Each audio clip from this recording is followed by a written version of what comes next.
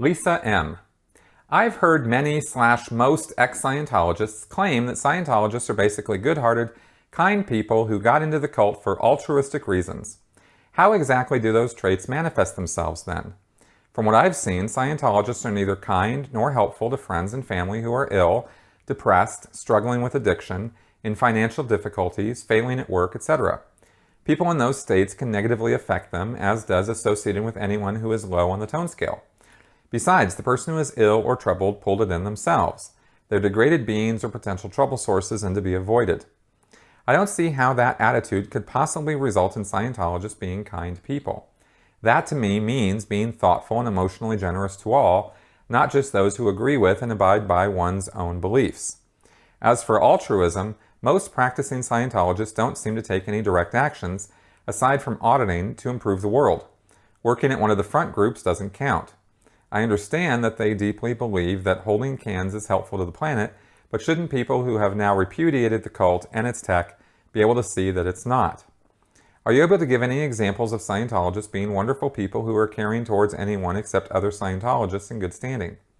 The cult's mindset promulgates against gentleness, open-mindedness, kindness, or warmth, so I'm a bit at a loss to see how they can be described as wonderful people. All right, well, before we start hating on all individual Scientologists, let's sort of take a step back and realize that most Scientologists actually are decent folks. I'm just going to say that again and again because it happens to be true. Now, you want examples of this? Okay, I'll give you some. There is a thing called Winter Wonderland where they try, the Sea Org uses Winter Wonderland for as much positive PR and press they can get. But the Scientology public people who volunteer there and work there during the holiday season and stuff are doing that because they're trying to provide some fun and relief to children over the holiday season, and they really that's what that's all about. It's not like every Scientologist there is like, come in, little children. It's not, it's not like that. They're really there giving of their time and attention in order to try to help. The volunteer ministers who pay their own way to go out and go to disaster zones and disaster relief areas, they're not there for a photo op. The Sea Org sends people out to those places, the camera crews and whatnot, and they set up photo opportunities, and they try to get positive press for Scientology. And the Sea Org is the guys who are not paying for those public Scientologists to get there, or paying for their accommodations or their food or their logistics. They're just there for the photo op. But the Scientologists who go there, even if it's just a handful of people, they have paid their own way. They are boots on the ground trying to help. They didn't fly out from Kansas to Southeast Asia just because a photo op was asked for. That's not how that works, right? There were 100 or something, I think, 150 volunteer ministers who were working at Ground Zero at 9/11. They were in there in the trenches, right? Now the Sea Org again comes along, lies about what's going on, tries to hamper or get in the way of mental health professionals, tries to get in the way of other religious people, the Red Cross, etc. I talked about that in some of my other videos. But the Sea Org's actions, as despicable and horrible as they were, shouldn't color the actions of the people who were spending hours, days at a time on the ground at 9/11, digging, trying to provide relief to the first responders. Again, whether their actions were effective or not, their hearts were in the right place, which is the point of this question, okay? Whether their touch assists and nerve assists really helped those people or not is, an individual thing, one by one. I think some firefighters and some relief workers were assisted by that. I think others just kind of appreciated the chance to lie down for a while and have somebody give them a little back rub, So whatever, but the Scientologists who were there, the public Scientologists who were there, some of the staff Scientologists from the New York org or from other churches who flew out there, on their own dime. It's not like the Sea Org paid to fly them out there. Those people really were trying to help. And there were sacrifices made, especially at 9/11, and at those other disaster relief sites. I know, Louisiana. Oh gosh, some of the tornado stuff I think that happened. Oklahoma, I think. Those Scientologists who went there, that was altruism. That is what that was.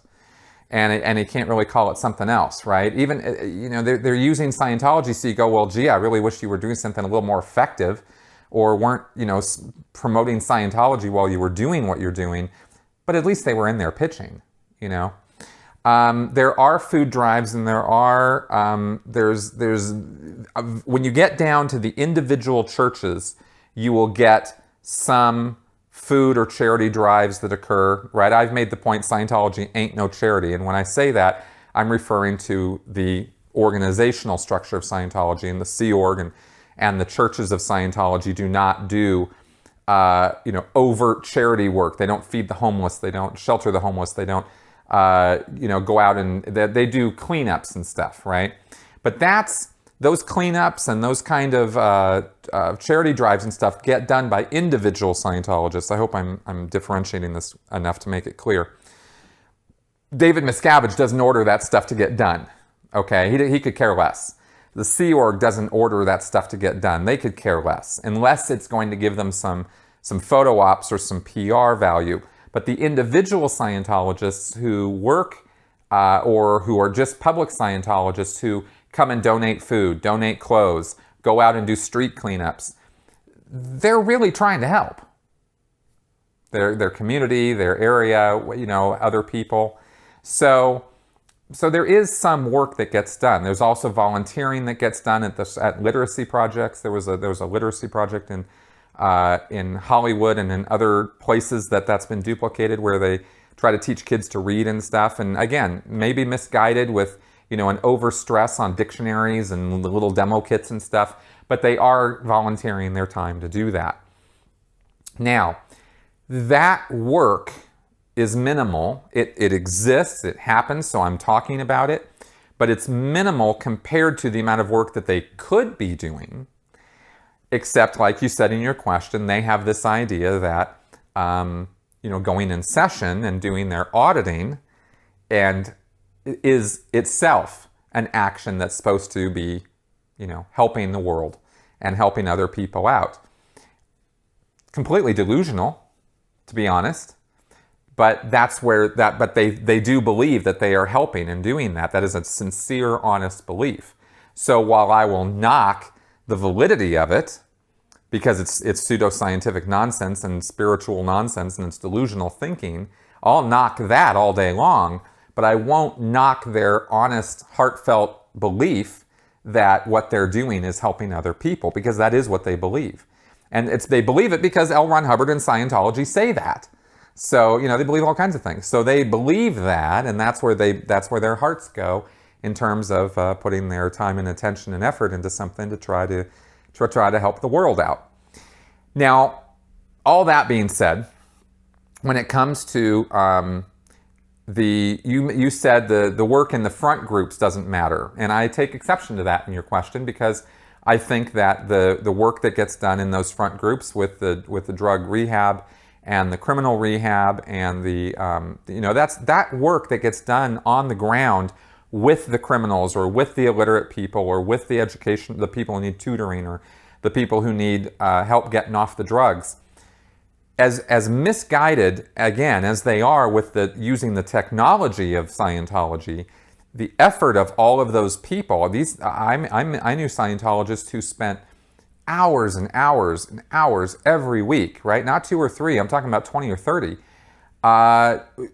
trying to help people, right? Through the Narconon program, through the Criminon program, through the applied scholastics educational work, right? They were very giving of their time to try to help children, criminals, drug addicts, okay?